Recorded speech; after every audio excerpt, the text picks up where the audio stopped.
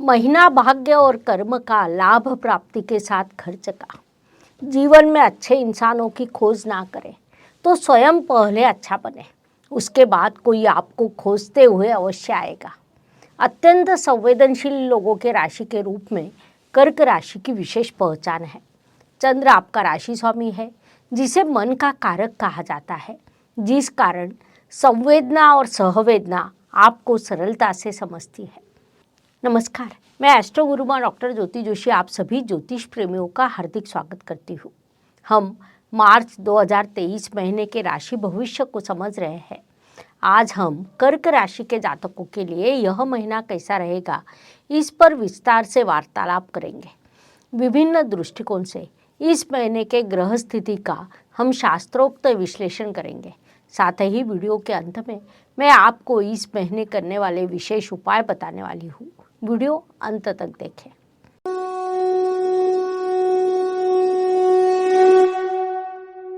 व्यक्तित्व की दृष्टि से विचार करें तो कर्क राशि के लिए भाग्येश गुरु महाराज भाग्य स्थान में विराजमान है। वहां से उनकी दृष्टि आपकी राशि पर है। उस दृष्टि का प्रभाव आपके व्यक्तित्व पर होगा। गुरुदेव ज्ञान और बुद्धि के कारक है। परिणाम स्वरूप ज्ञान प्राप्ति, बुद्धिमत्ता में वृद्धि जैसे परिणाम विशेष रूप से होंगे। संक्षेप में व्यक्तित्व की दृष्टि से यह महीना आपके लिए अत्यंत शुभ रहेगा। आपका व्यक्तित्व समृद्ध एवं संपन्न होगा। इस समय काल का उपयोग कीजिए। धन परिवार वाणी की दृष्टि से विचार करें तो कर्क राशि के लिए धनीश रविदेव होते हैं। उनकी यात्रा आपके अष्टम स्थान से शुरू है। वहाँ शनिदेव और बुधदेव भी विराजमान हैं। वहाँ से इन तीनों ग्रहों की दृष्टि आपके धन स्थान पर है। कुंडली का अष्टम स्थान बाधा, संघर्ष और का स्थान माना जाता है। धनेश जब स्वयं वहाँ जाता है तो कई बाधाएं और संघर्ष की स्थिति निर्माण होती है। परिणाम स्वरूप परिवार में विवाद होने की संभावना है।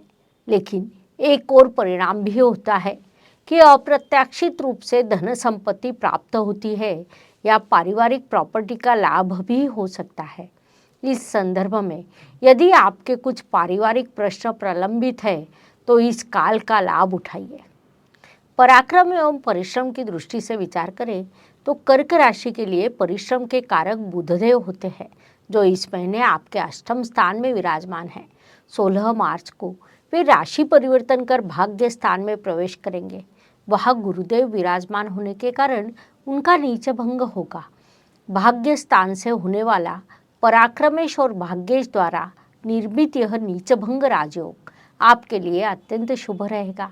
परिणाम स्वरूप आपके लिए पराक्रम की विभिन्न योजना तैयार होगी, जो भविष्य में लाभकारी सिद्ध होगी। इस बात को ध्यान में लीजिए। वास्तु, वाहन, भूमि, सुख शांति की दृष्टि से विचार करें तो यह काल कर्क जातकों के लिए अधिक लाभकारी कहा नहीं जा सकता। वैसे भी वास्तु या वाहन जैसी चीज़ें कोई हर रोज़ लिया नहीं जाता। इसीलिए किसी भी प्रकार की जल्दबाजी न करते हुए आप शुभ काल और शुभ योग की प्रतीक्षा करें। यह सलाह आपको दी जाती है। साथ ही अपने माताजी के स्वास्थ्य का भी ध्यान रखें। घर का वातावरण दूषित ना हो, इसका भी विशेष रूप से ध्यान रखना आपके लिए अत्यंत आवश्यक रहेगा, क्योंकि घर में शांति हो तो मनुष्य कई मोर्चों पर सफल हो सकता है। आपके जैसे अति संवेदनशील मनुष्य के लिए घर की सुख शांति अत्यंत महत्वपूर्ण होती है। इसीलिए घर की सुख शांति बनाए रखने के लिए विशेष प्रयास करें। शिक्षा, संतति, प्रणय, प्रेम विवाह, आयोजित विवाह की दृष्टि से विचार करें तो कर्क जातकों ने इस महीने थोड़ा सावधान रहना चाहिए, क्योंकि कहीं न कहीं आपके साथ धोखा होने के योग निर्माण होते हुए दिखाई दे रहे हैं। इसीलिए कोई भी निर्णय सोच समझ कर ले। आयोजित विवाह हो या प्रेम विवाह, उस संदर्भ में कोई भी निर्णय लेने से पूर्व एक बार नहीं 4 बार विचार करने के बाद निर्णय लें, ऐसी सलाह आपको दी जाती है।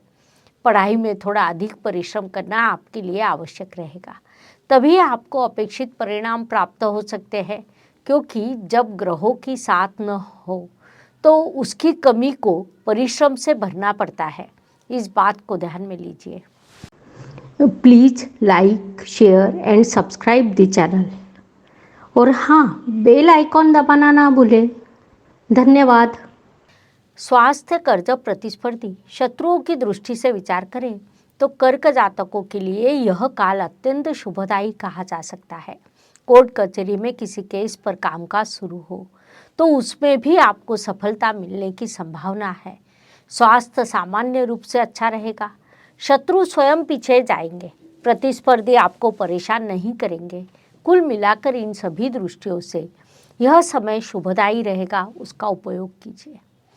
नौकरी एवं व्यवसाय की दृष्टि से विचार करें तो नौकरी करने वाले कर्क जातकों के लिए यह काल अत्यंत लाभकारी रहेगा, लेकिन व्यावसायिक जातकों के लिए यह समय काल उतना ही संघर्ष से भरा रहेगा, जिस कारण व्यवसाय की ओर ध्यान देना, सोच समझकर निर्णय लेना, व्यवहार करते समय सावध रहना आपके लिए आवश्यक रहेगा। हर काम पूरा होते होते कहीं अटक जाएगा। ऐसा लगेगा कि अब काम पूरा हो जाएगा, लेकिन दूसरे दिन उसमें बाधा उत्पन्न होगी। ऐसी विपरीत परिस्थिति में आपको यात्रा करनी है, इसीलिए मानसिकता पहले से ही बना ले, वही उचित रहेगा। विदेश में स्थित कर्क जातकों की दृष्टि से विचार करें तो उनके लिए इस महीने कई शुभ संकेत निर्माण होंगे। मुख्य रूप से भाग्येश गुरुदेव भाग्य स्थान में विराजमान है। लाभेश भी भाग्य स्थान में विराजमान है।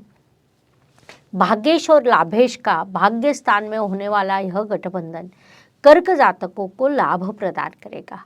विशेष रूप से विदेश में स्थित कर्क जातकों के दृष्टि से यह गठबंधन बड़ा लाभकारक सिद्ध होगा, इसीलिए लाभ उठाइए। भाग्य एवं शुभ संकेत की दृष्टि से विचार करें तो यह महीना कर्क जातकों के लिए कई शुभ संकेतों से परिपूर्ण है। उसमें सबसे बड़ा शुभ संकेत आपके भाग्येश भाग्य स्थान में विराजमान है, जिसे हम शुभ स्थिति कह सकते हैं। दूसरा बड़ा शुभ संकेत है कि लाभेश भी भाग्य स्थान में विराजमान है, साथ ही राहु दशम स्थान में विराजमान है। राहु ग्रह अटैचमेंट देता है, परिश्रम करवाता है, पराक्रम करवाता है, उचित दिशा में लगातार कार्यरत रखता है और सफलता प्रदान करता है। ऐसे कई शुभ संकेतों से यह महीना भरा है। कर्म की दृष्टि से विचार करें तो कर्क राशि के कर्म स्थान में राहु ग्रह विराजमान है। जैसा मैंने अभी कहा कि राहु ग्रह अटैचमेंट देता है, किसी भी चीज को बड़े स्तर पर करना उसका मूल स्वभाव है। राहु जिस ग्रह के साथ होता है उसके कारकत्व में वृद्धि करता है। दशम स्थान अर्थात कर्म स्थान का राहु आपके कर्म में वृद्धि करेगा। संक्षेप में इस महीने आप कर्म करने में अग्रसर रहेंगे, उसका लाभ आपको प्राप्त होगा। ज्योतिष का अध्ययन तथा शास्त्र की शास्त्रीय तरीके से पढ़ाई करने के लिए मेरी 2 किताबें प्रकाशित हो चुकी है, उनका अवश्य लाभ लीजिए। लाभ की दृष्टि से विचार करें तो लाभ स्थान में आपके कुंडली के कई राजयोग कारक पंचमेश और दशमेश अर्थात केंद्र और त्रिकोण के स्वामी मंगलदेव विराजमान है। 12 मार्च तक वे वही विराजमान रहेंगे, उसके बाद व्यय स्थान में प्रवेश करेंगे। उनके इन स्थिति के कारण आपके लिए महीने का प्रथम पखवाड़ा लाभ का तो दूसरा पखवाड़ा खर्च का रहेगा, ऐसा हम कह सकते हैं। व्यय खर्च यात्रा की दृष्टि से विचार करें तो कर्क जातक इस महीने लगातार यात्रा करने वाले हैं। यात्रा पर आपका खर्च होगा। यह यात्रा कहीं लाभकारी रहेगी तो कहीं नुकसान भी हो सकता है, इसीलिए यात्रा में अपनी महत्वपूर्ण वस्तुओं का ध्यान रखें, यह सलाह दी जाती है। हर दिन हर किसी के लिए समान नहीं होता। जीवन सुख दुख और उतार चढ़ाव से भरा है। उस अनुसार महीने के कुछ दिन सभी के लिए शुभ होते हैं तो कुछ दिन अशुभ, तनाव तथा संघर्ष से भरे होते हैं। उस अवधि में हम कैसा व्यवहार करते हैं, इससे हमारी सफलता निर्धारित होती है। उस दृष्टि से विचार करें तो कर्क जातकों के लिए 5, 15 और 23 यह दिन शुभ रहेंगे। प्रयास करें कि सभी आवश्यक कामों को पूरा किया जाए। साथ ही 1, 12 और 21 यह दिन अशुभ रहेंगे, तो हो सकता है कि इन दिनों में आपका संघर्ष बढ़े। इसीलिए आपको इन दिनों की उचित योजना बनानी होगी ताकि आपका मानसिक स्वास्थ्य बना रहे। उपायों की दृष्टि से विचार करें तो ज्योतिष में अत्यंत छोटा छोटा लेकिन बड़ा परिणाम करने वाले उपाय बताए गए हैं।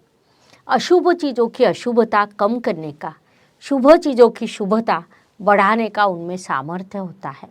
उस अनुसार मार्च महीने के उपायों का विचार करें तो प्रभु श्री राम जी के कुछ सरल मंत्र हैं। आपके राशि के अनुसार मैं आपको 2 मंत्र देती हूँ। हर मंत्र का जाप आप प्रतिदिन सुबह 3 बार करें।